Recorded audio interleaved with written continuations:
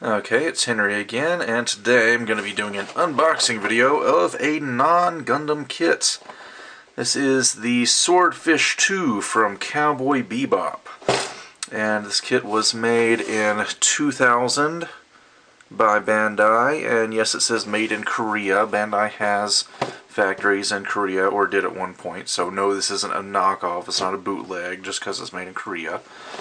Alright, so, Cowboy Bebop is one of my all-time favorite anime ever made, and this kit was actually given to me by one of my followers, so that was a really cool gift. And this kit can be kind of hard to find nowadays. Every now and then it'll get a reissue. Bandai also made a kit of Faye's spacecraft, the Red Tail.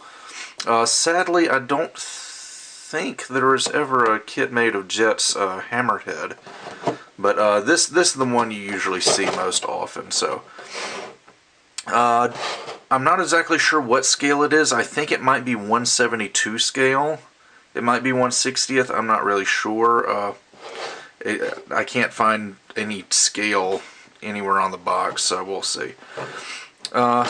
Pictures on the side of the box show the little cockpit pod comes out, and it does have some articulation. This little red canopy part comes up. The wings can fold up like they did in the show.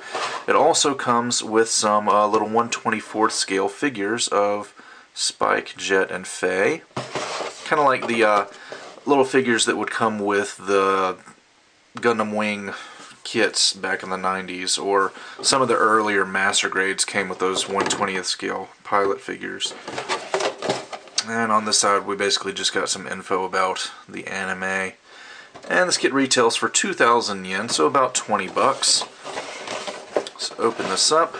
Now, like I said, I got this second hand from someone, so they already had everything out of the plastic baggies, but all the parts are still on the runner, so it's practically new. Got a small gray runner of, it says on here PS for polystyrene, but it feels a little bit more flexible. It's not as flexible as polycat material, but it definitely has some flexibility to it. These all look to be joint parts. Then we've got one runner of red parts. We got some wing parts here. Looks like these are going to go on the little beam cannon and various other places. Another runner of red parts. We've got the main parts of the wings, main parts of the fuselage, and the little canopy that goes over the cockpit pod. Pretty good detail on this. It's got some nice thin, sharp panel lines molded in there, so ought to look fairly nice when it gets painted up. And here's the little pilot figures that are actually in scale with the Swordfish. And like I said, it doesn't say on here, but they look to be about 1/60th or 1/72 scale. It's got a standing spike and then a seated spike that's going to go inside the cockpit. And then here are our 1/24th scale figures of Spike, Faye, and Jet, molded in sort of a flesh-colored plastic, as is usual for these pilot figures Bandai makes. Do get a few clear parts. Pretty much the entire, or almost the entire cockpit is going to be molded in clear. And then we got two little headlights that are going to go on the front of the Swordfish. And last but not least is a runner of gray parts. And this is all the little mechanical parts, sort of the internal stuff. Like here's the inside where the cockpit bubble thingy is going to sit. Got some optional missiles that can be mounted to the wings. There's the main thruster in the back. And here's the little beam cannon right there that's going to go on the bottom. And actually there's one other thing. We got three small little polycaps. It's probably going to go to the cockpit canopy and then the wings. Oops. And got the manual here. Let's see. Yeah, still doesn't say anything about scale, but anyway.